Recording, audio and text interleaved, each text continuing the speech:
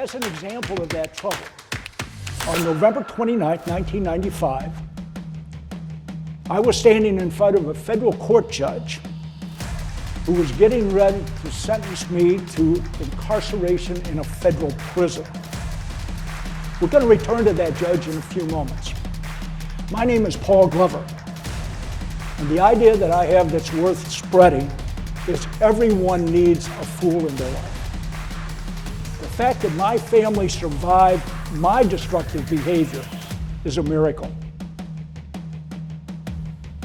Prison forced me to realize that if I didn't change, I was going to lose my family for good. But even though I knew I'd committed destructive behavior, I couldn't understand why. What caused me to engage in the behavior that put me in prison, cost me my career, and caused so much pain to those that I love? It was only when I read about blind spots and the role of the medieval fool that I began to understand what I needed. And what I needed was a modern-day fool, because while I certainly wasn't a king, I saw the role that the fool played for the king and how valuable it was, and I needed that.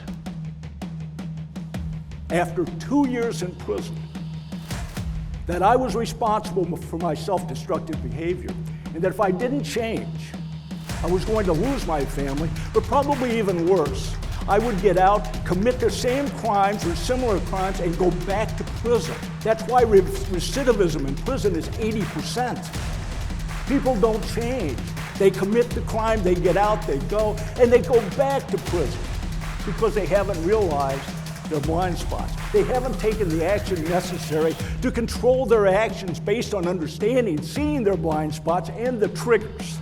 I'd spent decades creating an ego that strongly resisted accepting any responsibility for my toxic self-destructive behavior.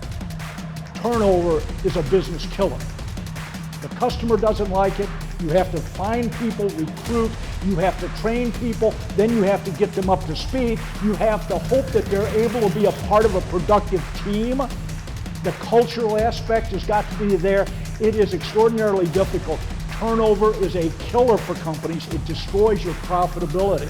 If you want to improve the team, you start by improving the team leader. And some team leaders need to be removed. Toxic team leaders need to be eliminated. The 3 A's, we get to the fourth one, this is where everybody cracks. Because it's real, and I hear it all the time. Man, that is fantastic information. I'm so glad I've got that. And my next question is, so what are you going to do with it? Oh, wait a minute.